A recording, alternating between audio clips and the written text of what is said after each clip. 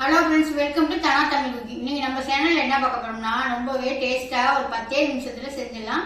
வாங்க ஒரு அரிசி உப்புமா பார்க்கலாம்.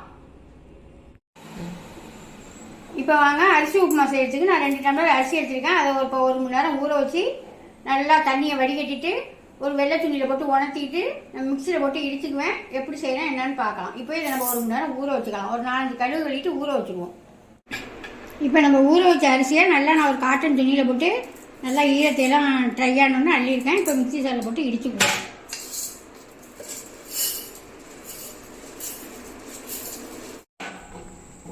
இப்போ ஒரு மாவு சலடை வச்சு நம்ம இடிச்சதை சளிச்சு எடுத்துக்குவோம். ஏன்னா மாவு இருந்தால் கொட்டி போயிடும். அதனால் சளிச்சிட்டோம்னா ரைஸ் மாவு இருந்துச்சுன்னா கொட்டிடும். நமக்கு வந்து ரவா மாதிரி இருந்தால் போதும். கொஞ்சம் மாவு இருந்தால் கொட்டி போயிடும். நம்ம இதை வதக்கிட்டு செய்யறது நல்லாயிருக்கும். இந்த மாவு இருந்துச்சுன்னா கொஞ்சம் குழ குழன்னு செய்யணும். உப்புமா அரிசி உப்புமா அவ்வளோ ஒரு டேஸ்ட்டாக இருக்குங்க. ரவா உப்புமா, நம்ம கோதுமை உப்புமா, அதோடலாம் இதில் அரிசி உப்புமா நல்லாவே சாப்பிடலாம். இது மாதிரி ஒரு வாட்டி ஈஸியாக ட்ரை பண்ணி பாருங்க. சில பேர் பச்சரிசியை கழுவி காய வச்சு திருவையில் விட்டு இடிச்சு திருவையில் அரைச்சே வச்சுக்குவாங்க. நான் இந்த மாதிரி செய்யலை. இப்போ உடனே வேணும்னா பச்சரிசியை ஊற வச்சு 1 மணி நேரம் ஊற வச்சு காட்டன் துணியில் போட்டு உடச்சிட்டு நான் இடித்து எடுத்துக்கிட்டேன். இங்கே பாருங்க, நல்லா நைஸாக நல்லா இருக்கு பாருங்க. ஒன்று பார்த்தது மாதிரி இருக்கு. அவ்வளோதான். இந்த மாதிரி இந்த மாவு இருக்கா, இந்த மாவு நமக்கு தேவையில்லை. அள்ளி வச்சுக்கிட்டோம்னா ஏதாவது எதையாவது யூஸ் பண்ணிக்கலாம். தளிச்சு வச்சிருக்க அரிசியை நம்ம வதக்கி எடுத்துக்கலாம். நல்லா போட்டு வதக்கிங்கன்னா பொரிஞ்சு போயிடும். ஒரு அளவுக்கு வதக்கி எடுத்துக்கணும். பொரிய விட்டுறாம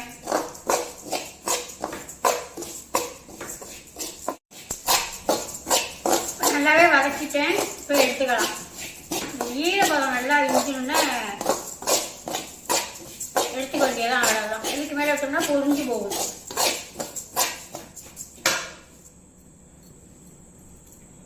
எடுத்துக்கலாம்.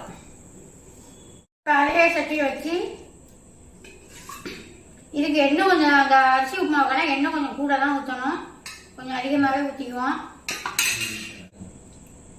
இப்போ வந்து எண்ணெய் நல்லா சூடாகட்டும். கடுகு உளுத்தம்பருப்பு போட்டு தாளிச்சுக்குவோம்.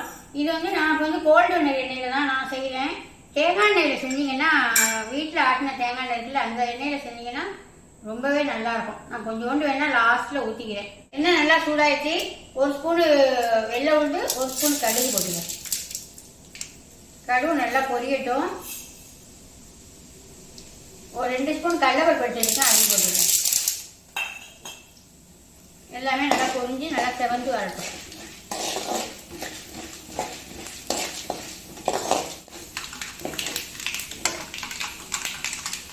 கடுகு நல்லா பொரிஞ்சிச்சு. ஒரு பட்டை மிளகாயும் வந்துட்டு அதை சேர்த்துக்கணும்.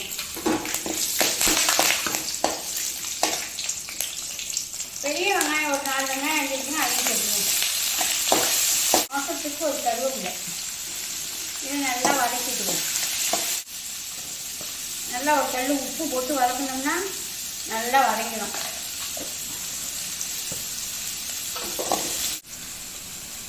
ஒரே ஒரு தக்காளி எடுத்துருக்கேன், அதையும் போட்டு எல்லாத்தையும் நல்லா வதக்கிடலாம். இப்போ எல்லாமே ஓரளவுக்கு வதங்கிட்டு ரொம்ப நம்ம குழம்புக்கெல்லாம் வதக்குற மாதிரி வதக்க வேணாம். இப்போ இந்த 1 கப்பு தலையை கட்டி இருந்துச்சு. தலையை கட்டி தண்ணி ஊற்றிக்கணும். அந்த அளவுக்கு தான் அந்த அரிசி இருந்துச்சு. உடச்சிருக்கோம் நெய். இதுக்கு இப்போ நான் 1.5 கப்பு தண்ணி ஊற்றிக்கிறேன். பச்சரிசி தானே அது, அதனால அதுக்கு ரொம்ப தண்ணி இருக்காது.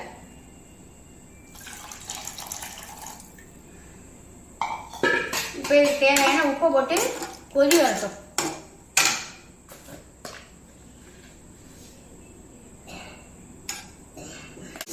ஒரு கொதி வரட்டும். போட்டு வந்தோடனே நம்ம வதக்கி வச்சிருக்க நெய்யை போட்டு கிளறிடலாம். இப்போ இந்த நல்லாவே கொதி வர போகுது தண்ணி.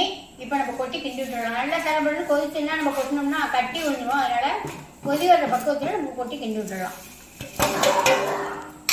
இப்போ கை விடாமல் அடுப்பை சிம்மில் வச்சுக்கிட்டு கிண்டிடலாம்.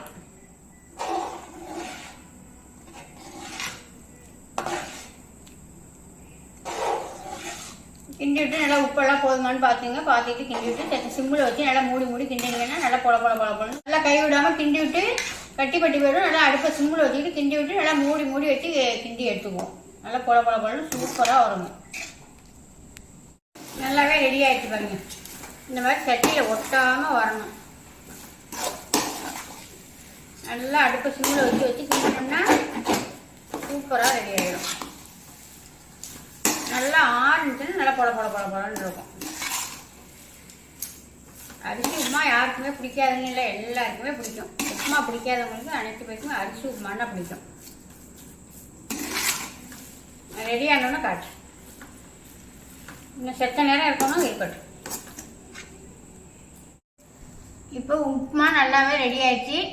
இதை இப்போ நம்ம வேறு பிளேட்டுக்கு மாற்றிக்கலாம். நீங்களும் இது மாதிரி ஒரு வாட்டி ட்ரை பண்ணி பாருங்கள்.